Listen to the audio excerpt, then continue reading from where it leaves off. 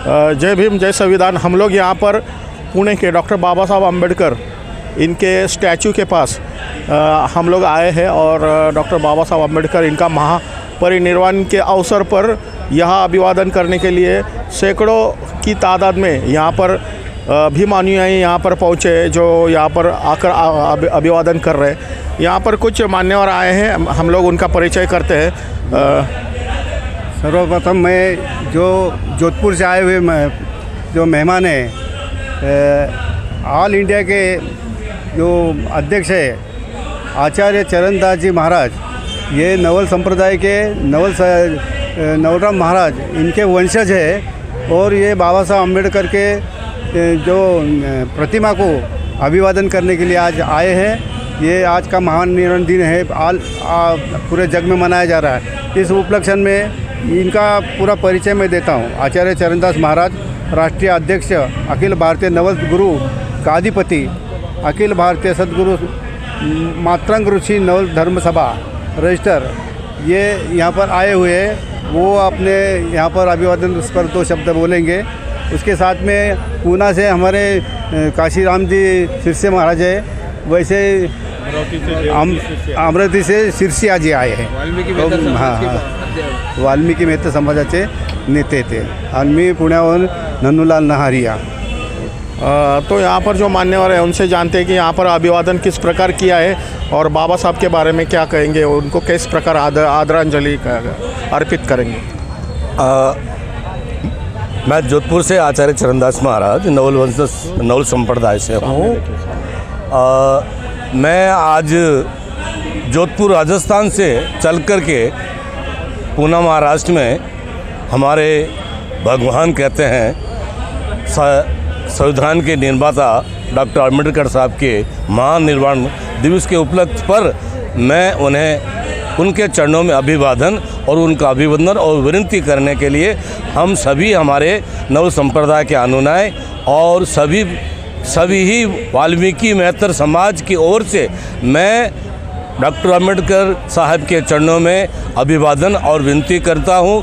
जय भीम जय संविधान जय भारत। बाबा साहब के बारे में क्या कहेंगे, उनके कार्यों के बारे में क्या कहेंगे। बाबा साहब के कार्य के बारे में तो मेरे पास कहने के लिए शब्द नहीं है कि आज हम बाबा साहब के उनके संविधान के देन के ऊपर जो आज हम चारों तरफ पूरे भारतवर्ष में घूम रहे हैं, फिर रहे हैं, उन्हें हमें जो आज़ादी दी है उनके लिए हमें क्या कहूँ। हम तो उनको चरणों में वंदन ही करते रहेंगे और उनके बताए हुए संविधान पर चलेंगे। और मैं एक बार पुनः सभी का मैं अभिवादन करता हूँ।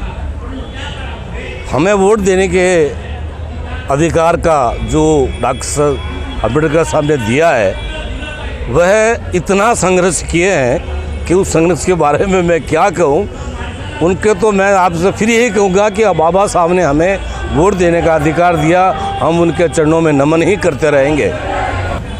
आज वो समस्त भारतवर्ष में दलित समाज को जो शिक्षा का भी दिया है, डॉक्टर साहब ने खुद ने कहा है, संघर्ष करो, संगठित रहो, संघर्ष करो, तभी हम शिक्षित होंगे, तभी हमारा शासन प्रशासन में हमारा जो अधिकार है हम वो ले पाएंगे। शिक्षा एक ऐसा श्रेणी का दूध है जो पिएगा वही धाड़ेगा। शिक्षा का अधिकार हमें लेना ही चाहिए। शिक्षा अधिकार जो हमें दिया है, बहुत डॉक्टर साहब का हम विनती करते, अभिवादन करते हैं। मैं सभी दलित वंचित समाज से यही कहूँगा कि डॉक्टर साहब के बताए हुए मार्ग पर चलना है और शिक्षा का अधिक से अधिक महत्व, शिक्षा अपने परिवार को शिक्षा देनी है। शिक्षा के माध्यम से ही आज जो हम सब कुछ कर रहे हैं वो शिक्षा डॉक्टर साहब के संविधान की देन है। जी, आपने जो गले में माला पहनाई है उसके बारे में क्या कहेंगे, जरा इस पे फोकस करो ना। लेकिन नजीक ले जा।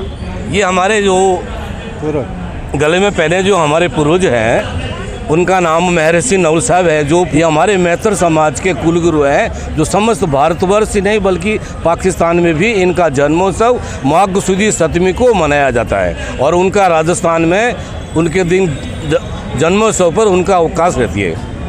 और ये भारत सरकार से संस्था रिसर्च है, उसका मैं राष्ट्रीय अध्यक्ष हूँ। उस संस्था का नाम है अखिल भारतीय सतगुरु महात्मा ऋषि नवल धर्म सभा रजिस्टर्ड फ्रॉम दिल्ली।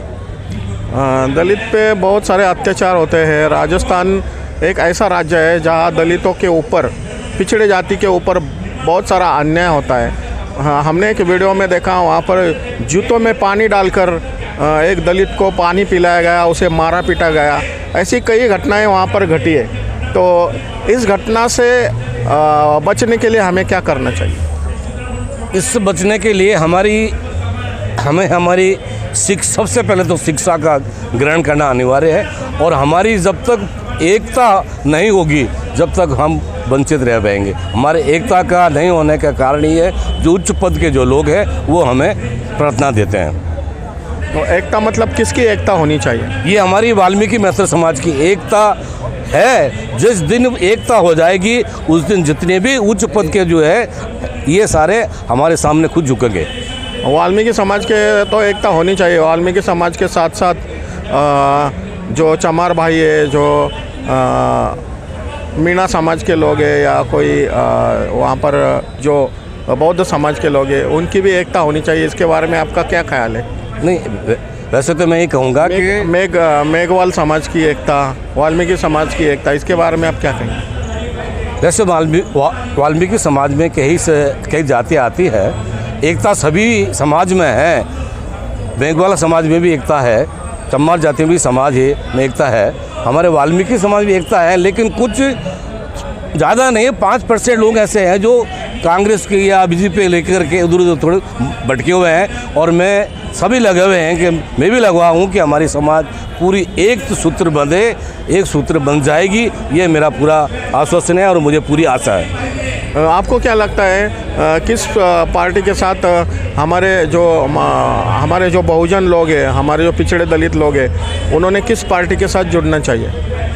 हमारी पार्टी जुड़ने के लगता ये है, जो पार्टी हमारे वाल्मीकि मैत्र समाज को एमएलए में, लोकसभा में, पार्षद में जो टिकट देगी, हमें हमारी समाज को प्रोत्साहन देगी, हम उसी पार्टी को वोट देंगे, चाहे वो कोई पार्टी हो। जी, बहुत बहुत धन्यवाद आपका। बहुत